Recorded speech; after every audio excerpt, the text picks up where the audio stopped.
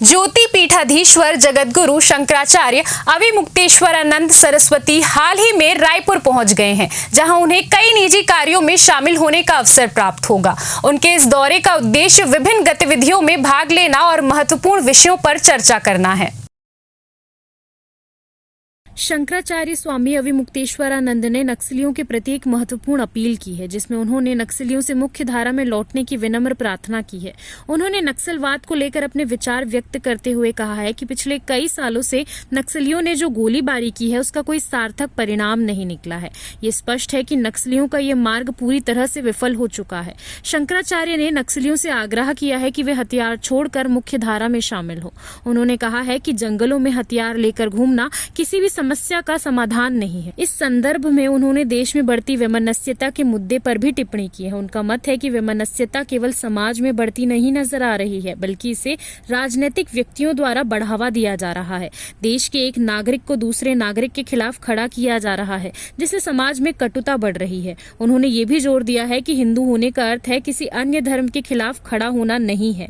यदि हम एकता और अखंडता को नुकसान पहुंचाते हैं तो ये देश को टूटने की कगार पर पहुंचा देगा। इसके साथ ही सनातन बोर्ड की मांग पर शंकराचार्य ने स्पष्ट किया है कि वक्फ की तरह सनातन बोर्ड की स्थापना भी बात स्वीकार्य नहीं है, क्योंकि सनातन तो हमेशा से ही सनातन है। इस प्रकार उनकी बातें समाज में शांति, एकता और समरसता के प्रति एक सकारात्मक संदेश देती है। उनकी अपनी विचारधाराएं हैं और सिद्धांत हैं, जिनमें वो अपने दृष्टिकोण को स्पष्ट रूप से प्रस्तुत करते हैं। यहाँ पर भी विचार करने योग्य ये है कि सनातन धार्मिक परंपरा ने कब से नकल करने की प्रवृत्ति को अपनाया है, और इस संदर्भ में समझना महत्वपूर्ण है कि उन्होंने अपने अनुयायियों के लिए क्या विशेष कदम उठाए हैं। इसके माध्यम से उन्होंने अपने समुदाय में एक संगठित ढांचा तैयार करने के लिए एक बोर्ड का निर्माण किया है, और ये जानने की आवश्यकता है कि वास्तव में उन्होंने ऐसा क्या किया है जो इसे उल्लेखनीय बनाता है। इस विषय पर चर्चा करते समय शंकराचार्य अविमुक्तेश्वरानंद ने सरस्वती की बाइट महत्वपूर्ण हो जाती है, क्योंकि उनके विचारों में गहराई और गहनता है जो इस संदर्भ में सहायक हो सकती है। हमारी मुहिम आगे बढ़ रही है।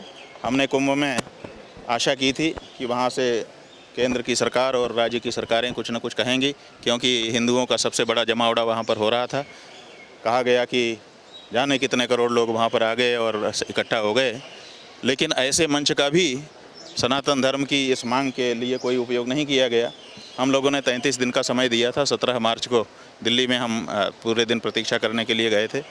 वहाँ पर हमारी जो अनुमति थी, जहाँ पर बैठना था, हमको उसको निरस्त कर दिया गया। और उसके बाद हमने सभी पार्टियों के दफ्तर, सभी माने मुख्य सभी पार्टियों के दफ्तर के सामने जा कर के 17 तारीख को उनसे पूछ लिया कि बताओ गाय के बारे में तुम्हारी क्या राय है। तुम गाय के पक्ष में हो कि विपक्ष में हो? पक्ष में तो हो नहीं, क्योंकि निरंतर गौ हत्या को बढ़ावा दे रहे हो, तुम्हारी सत्ता है तब भी, और आवाज़ नहीं उठा रहे हो। विपक्ष में हो तो वो भी साफ साफ कह दो, ताकि हम लोग तुम्हारे बारे में व्यवहार करना सुनिश्चित कर लें।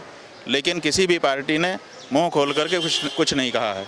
इसलिए अब हम लोगों ने ये तय किया है कि अब ये घोषणा करेंगे कि हम हिंदुओं की जो सनातनियों की भावना है उसकी अनुरूप कोई भी पार्टी देश में नहीं है।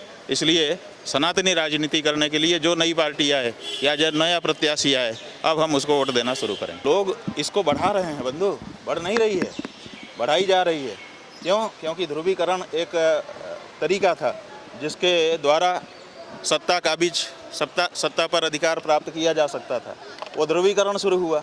अब वो ध्रुवीकरण धीरे धीरे फेल हो रहा है, तो अब उसमें कट्टरता लाई जा रही है, अब उसमें और पोटेंसी बढ़ाई जा रही है, जिसका परिणाम ये है कि एक दूसरा व्यक्ति एक दूसरे व्यक्ति के सामने खड़ा हो रहा है। ये देश के लिए कैसे अच्छा हो सकता है कि एक ही देश के नागरिकों को एक दूसरे के खिलाफ खड़ा कर दिया जाए? ये देश के लिए कैसे हितकर हो सकता है? ये प्रश्न है, इसका कोई तो जवाब दे। आप कैसे एक ही देश के नागरिकों के सामने एक दूसरे को ताल ठोकने के लिए अवसर देते हैं? अब ये जब आपस में हम ताल ठोक देंगे तो फिर हमारा देश तो टुकड़े टुकड़े होगा ना। हमारा देश कैसे आगे बढ़ सकता है, कैसे एक रह सकता है? जो हमारी अखंडता और एकता की कामना थी, उस कामना में इससे चोट लग रही है। तो ये ध्रुवीकरण की राजनीति अब इस हद तक जा रही है कि देश टुकड़े टुकड़े होने के कगार पर बढ़ रहा है। धार्मिक शहर की क्या परिभाषा है? माने कुछ जगह धार्मिक शहर है, बाकी सब धार्मिक शहर नहीं है। किस शहर में मंदिर नहीं है बताओ? किस शहर में धर्म का पालन करने वाले लोग नहीं हैं? क्या मध्य प्रदेश के कुछ ही शहर धार्मिक हैं? बाकी सब अधार्मिक हैं, वहाँ शराब पीने की छूट दे दी जाएगी। ये जो दिखावा है कि हम जब अमुक दिन होगा तो उस दिन व्रत कर लेंगे, उस दिन उपवास कर लेंगे, उस दिन चंदन लगा करके फेटा मार करके घूमेंगे, हम बड़े धार्मिक हो जाएंगे। अरे 365 दिन धार्मिक रहना पड़ता है धार्मिक को। तो आपको अगर शराबबंदी करनी है और अगर आप ये मानते हैं कि शराब खराब चीज़ है तो पूरे प्रदेश से बंद करो, और अगर ये मानते हो कि हमको केवल दिखावा करना है तो कर लो जो करना है, कौन मना करता है। एयरपोर्ट से जो रास्ता शहर की ओर जाता है उसको सजाया जाता है, सब जगह पे हमने देखा, लेकिन बाकी जगह से जो रास्ते शहर में जाते हैं उसको क्यों नहीं सजाया जाता है? क्योंकि एयरपोर्ट से अच्छे अच्छे लोग निकल करके शहर में जाते हैं, इतना ऐसे गाड़ी में से चेहरा निकाल के देखते हैं, सोचते हैं बहुत बड़ा विकास हो गया। ये दिखावटी विकास है। वास्तविक विकास तो शहर के हर कोने में होना चाहिए। उसी तरह से अगर शराब खराब है तो उसको पूरे प्रदेश से बंद होना चाहिए, पूरे देश से बंद होना चाहिए। और अगर दिखावा करना है तो दिखावे की राजनीति तो होती ही रहती है, करते ही रहेंगे लोग। देखिए, छत्तीसगढ़ में लंबे समय से नक्सल की समस्या जारी है, और ये जो आंध्र प्रदेश से लेकर के उड़ीसा तक का बेल्ट है उसमें छत्तीसगढ़ का ये कोना भी आता है जिसमें नक्सल प्रभाव पड़ा हुआ है। हम तो लंबे समय से नज़र रखे हुए हैं और नक्सलियों से भी ये कहना चाहेंगे कि देखिए, आप लोगों ने लंबे समय से गोलीबारी की है, जंगलों में भाग भाग करके जीवन जिया है। क्या आप उपलब्धि आज तक प्राप्त कर सके? कोई उपलब्धि तो नहीं मिली है। तो ऐसी परिस्थिति में आपको मुख्य धारा में आना चाहिए और अपनी बातें स्पष्टता के साथ बैठ करके करनी चाहिए और समाधान खोजना चाहिए। ये जो आपका तरीका है ये पुराना भी पड़ गया और लगभग फेल भी हो चुका है। बात यह है कि बीजेपी को धर्म की राजनीति करना है, धार्मिकों का पोषण तो करना नहीं है। धार्मिक जो मामले हैं, हमने कहा था, बार बार अनुरोध करके कहा, यहाँ सम्मेलन करके कहा कि छत्तीसगढ़ में गौ माता की रक्षा के लिए आप कानून लेकर के आइए, राज्य माता घोषित करिए। क्यों नहीं किया?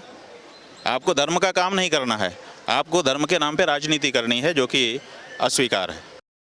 CCN शार्क न्यूज़ के लिए ब्यूरो रिपोर्ट।